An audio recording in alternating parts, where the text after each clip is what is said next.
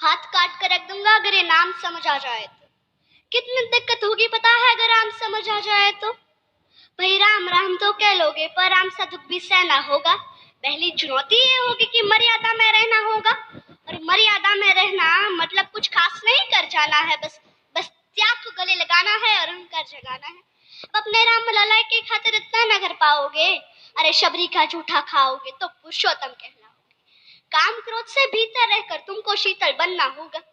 बुद्ध भी जिसके छाव में बैठे ऐसा पीपल बनना होगा। ये सब वह भी शून्य में रहकर प्यारे, तभी तुमको पता चलेगा थे कितने अद्भुत राम हमारे। तो सबको राम पता ही होगा, घर के बड़ों ने बताया होगा। तो बताओ बताओ, अरे पता है तुमको क्या है राम? या हाथ धनुष तरकश में बाण, या वन में जिन्होंने किया गुजारा, या कैसे रावण मारा?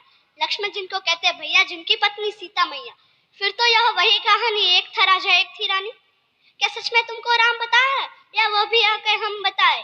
या तुम लोगों के नाम जपो में पहले सा आराम नहीं, या तुम लोगों के नाम जपो में पहले सा आराम नहीं। इस जबरदस्ती के जय श्री राम में सब कुछ है, बस राम नहीं। अरे पल पल हंसना भी है और पल पल रोना भी है राम। सब कुछ पाना भी है और पाकर खोना भी है राम। काम बुद्ध ब्रह्मा जी के कुल से होकर जो जंगल में सोए हो, जो अपनी जीत का हर्षो रावण की मौत पे रोए हो। शिव जी जिनकी सेवा खातिर मारुत रूप में आ जाए, शेष नाग लक्ष्मण बनकर जिनके रक्षक हो जाए। और तुम लोग काम क्रोध छल कपट अहंकार सीने से लगा के सो जाओगे, तो कैसे भक्त बनोगे उनके, कैसे राम समझ पाओगे? अघोर क्या है पता नहीं और शिव जी का वरदान चाहिए। ब्रह्मचर्य का इल्म नहीं और इन्हें भक्त स्वरूप हनुमान चाहिए।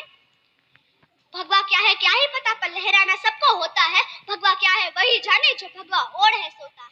राम समझना राम समझना राम समझना है ना तुमको? निश्चित मंदिर जाना होगा, उससे पहले भीतर जा संग अपने राम को लाना होगा। अवधपुरी का उत्सव था, सबने खूब मनाया, कोई कसर नहीं छोड़ा, क्योंकि मेरे राम आए हैं। जय सिया राम। और हाँ, हमें भी अयोध्या आना। मैं सनातन धर्म की योद्धा आद्याबा जाडेजा। भारत संतों की भूमि है, इसलिए तो कहते हैं कि भारत जमीन का टुकड़ा नहीं। भारत जमीन का टुकड़ा नहीं, जीता जागता राष्ट्रीय पुरुष है। हिमालय मस्तक है, गौरी शंकर शिखा है, कश्मीर किरट है, पंजाब और बंगाल दो विशाल कंधे हैं, विंध्याचल कटी है, नर्मदा करघनी है, पूर्वी और पश्चिमी घाट दो विशाल जंघाएं हैं, कन्याकुमारी इसके चरण है, सागर इसके पग पखारता है, पावस के काले काले मेघ इसके कुंतल केश है, चांद और सूरज इसकी आरती उतारते हैं। यह वंदन की भूमि है, अभिनंदन की भूमि है। यह वंदन की भूमि है, अभिनंदन की भूमि है। इसका कंकर कंकर शंकर है, इसका बिंदु बिंदु गंगा जल है। हम जिएंगे तो इसके लिए, मरेंगे तो इसके लिए, और मरने के बाद भी यदि गंगा में बहती हुई हमारी अस्थियों को यदि कोई कान लगाकर सुनेगा तो केवल एक ही आवाज सुनाई देगी,